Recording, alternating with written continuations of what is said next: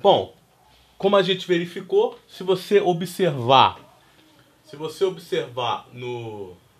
na experiência que eu fiz, ao jogar a bolinha, a gente pode ver o seguinte, ver a trajetória parabólica, né? Em cada instante você vê o corpo e você vê essa trajetória parabólica, e a gente pode então dar uma congelada nesses pontos em que a bola percorreu, em instantes, em intervalos de tempos iguais. Então, na verdade, o que eu fiz aqui? No desenho a gente pode verificar o seguinte: eu tenho a bola em intervalos de tempos iguais congelada ali para a gente verificar. Eu posso colocar, nesse caso então, o eixo X e Y. Né? Colocando primeiramente o eixo Y. Se a gente colocar o eixo Y, verifica o seguinte: se eu for transferir a posição da bolinha para o eixo Y, observa os pontos amarelos. Eles estão a cada intervalo de tempo, nota, esses intervalos de tempo são iguais, que eu peguei. Né? A cada intervalo de tempo você vê a bolinha está percorrendo uma distância menor. O que isso indica? Isso indica que ela está desacelerando, né? Justamente porque ela está subindo. Né? Ou seja, o campo gravitacional está para baixo, está desacelerando o corpo. E aí, consequentemente, você verifica que as distâncias percorridas estão diminuindo. Ao passo que se colocarmos agora o eixo X, observa o que acontece nos pontinhos rosa. Você vê que a distância entre os pontos é a mesma. Ou seja, no eixo X você tem um movimento que percorre distâncias iguais em tempos iguais. Esse é como eu já comentei, é o movimento retilíneo uniforme. Então você vê nitidamente que em X as distâncias são iguais, porque eu peguei os intervalos de tempos iguais.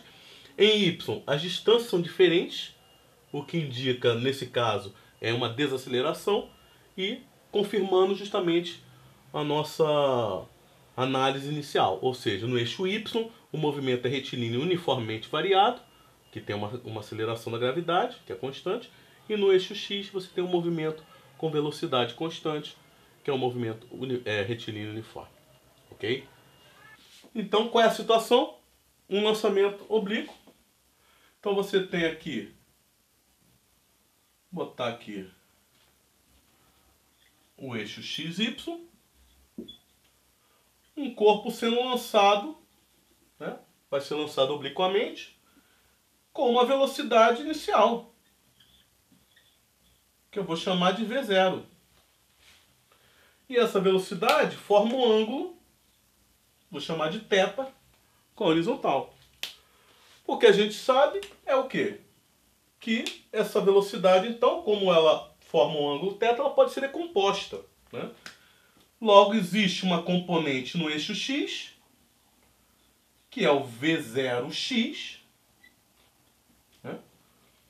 Lembra que é constante, porque em X o movimento é uniforme.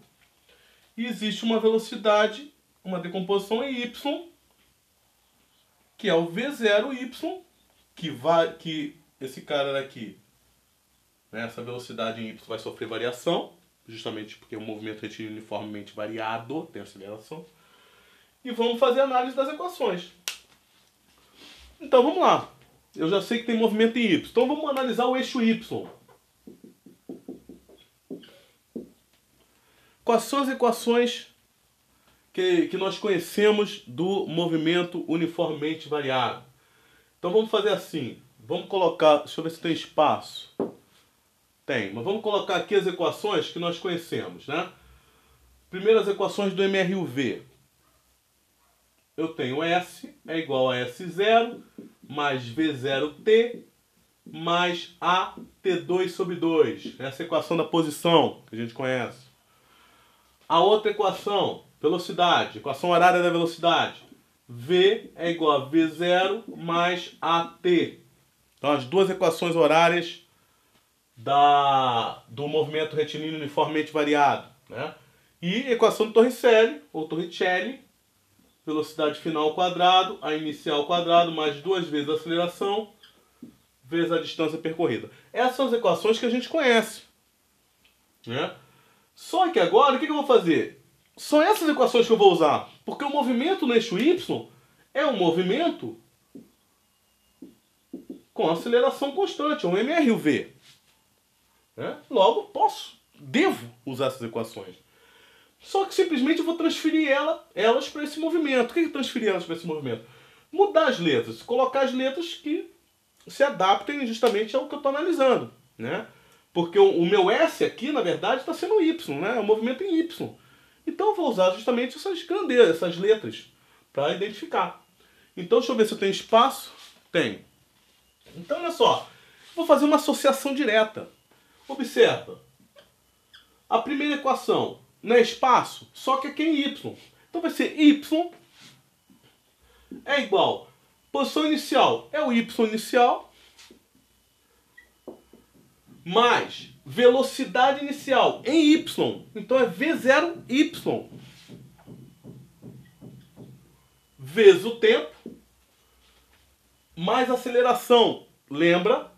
A nossa orientação aqui está para cima, contrário à gravidade. Logo a gente lembra lá do vídeo de queda livre, lançamento, o G é negativo. Então, menos G T2 sobre 2. Essa equação para Y. Né? A equação para V, mesma coisa. Ó, V, né, VY, velocidade em Y, é igual a velocidade inicial em Y menos GT. E finalmente a equação de Torricelli. Né? Você tem V2Y é igual a V02Y menos 2G delta Y.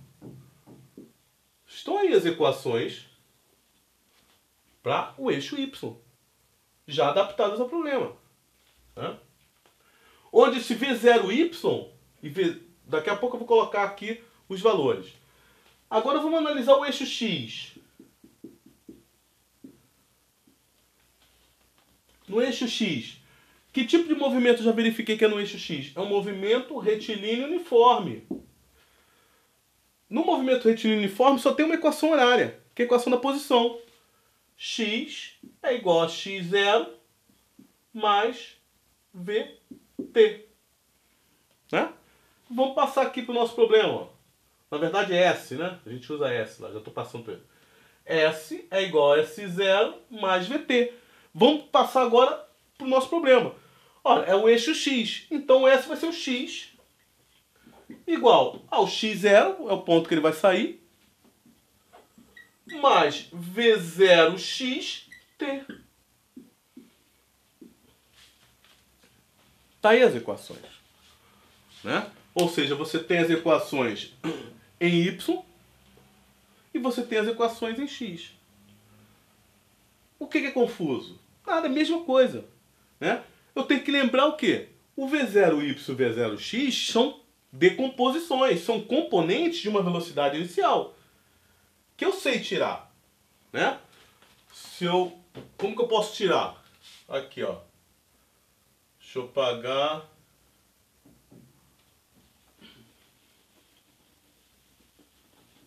Ó. Deixa eu ver se tem espaço. Tem. Observa, quem é V0x? Decomposição de vetor. V0x é V0, ó, cosseno de θ. Quem é V0y? V0y é V0 seno de θ. Então acabou, você tem, na verdade, todas as... Deixa eu ver se tem espaço. Tem. Você tem todas as grandezas aqui. Né? Dependendo do problema, você pode então trabalhar com elas. Depois eu vou fazer alguns exercícios e vocês vão ver que não é complicado. Né? É simplesmente saber jogar as equações da mesma forma que você jogou lá atrás, em lançamento vertical, queda livre, ou no movimento normal, movimento na horizontal normal. Né?